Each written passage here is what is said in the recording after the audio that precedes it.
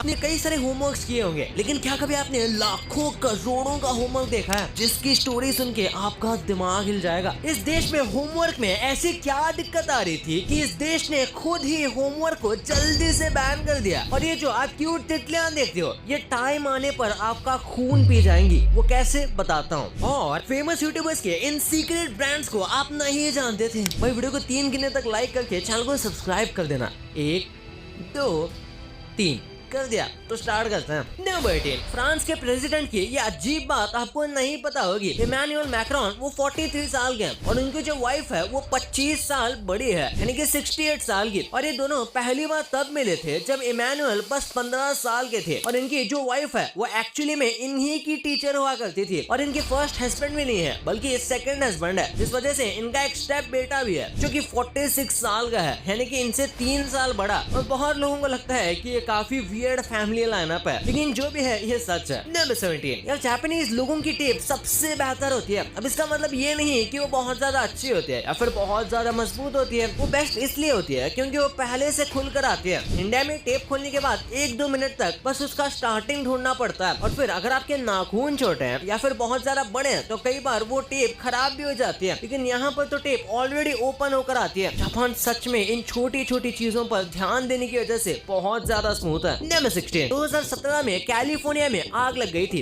और इसी वजह से कई किसान या फिर फार्म ओनर्स अपने फार्म और जानवरों को छोड़कर खुद की जान बचाने के लिए सेफ जगह पर चले गए थे। और वैसे ही एक बकरी के झुंड का लीडर एक डॉग था जिसका नाम ओडिन था, जो मौका मिलने पर भागा नहीं और अपने बकरी के झुंड के साथ ही रहा। और जब फायर बुझ गई तो उसके बाद जब ओनर लौटा तो उसने देखा कि उसके कुत्ते के साथ साथ पूरा का पूरा बकरियों का झुंड जिंदा था। और यहाँ तक कि झुंड में एक डियर भी था जिसने सेफ्टी के लिए इस झुंड को ज्वाइन कर लिया था, यानी कि ओडिन ने सबको सेफ रखा था। भाई इस कुत्ते के लिए 1 लाख तो बनता है। नंबर 15, कैलिफोर्निया ने 1901 में होमवर्क ही बैन कर दिया था। उनका कहना था कि इसकी वजह से बच्चे एक्चुअली में पढ़ाई से अनइंटरेस्टेड हो रहे हैं और एक्चुअली में होमवर्क करते भी नहीं, जिस वजह से ये बस वेस्ट है। उससे अच्छा उन्हें फ्री टाइम देना चाहिए जिसमें वो स्किल डेवलप कर सके, जो कि देखा जाए तो काफी ज्यादा अच्छी थिंकिंग है और आज के हिसाब से भी इसे वापस लेके आना सही होगा। नंबर 14, क्या कभी आपने इतना सैड शिमला मिर्च देखा है? इस शिमला मिर्च के शेप को देखकर ऐसा लगता है जैसे कि इसके ऊपर से कोई बहुत ही ज्यादा बड़ा ट्रॉमा गुजरा होगा, जिस वजह से ये एकदम शॉक है। अब इसकी सब्जी बनानी चाहिए या फिर इसे पूछना चाहिए कि तुझे हुआ क्या?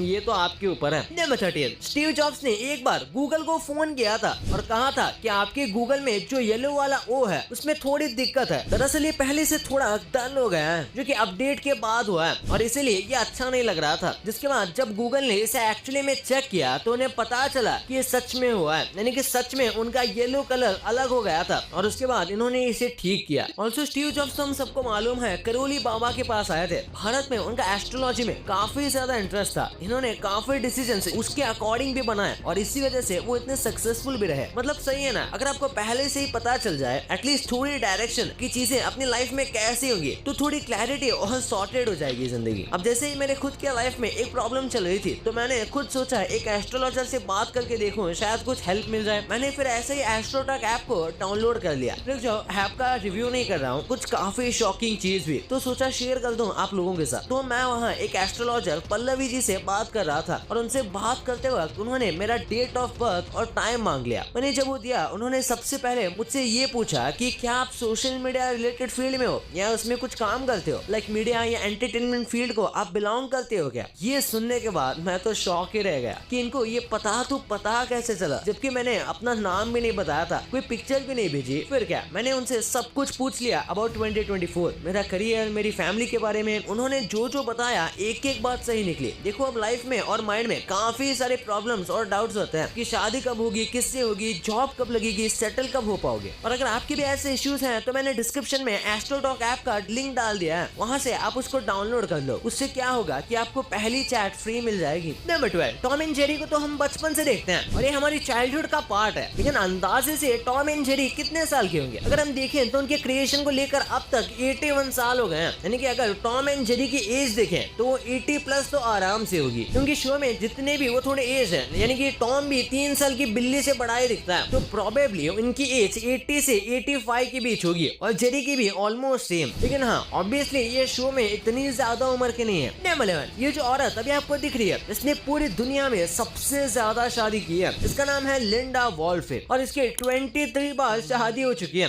और इसे मौका मिले तो ये 24 बार भी कर ले। इन्होंने इतनी शादी कर ली है कि इन्हें लिटरली वर्ल्ड रिकॉर्ड मिल गया है। नंबर 10, ये स्टोरी काफी क्रीपी है। 1995 में एक आदमी का हार्ट ट्रांसप्लांट हुआ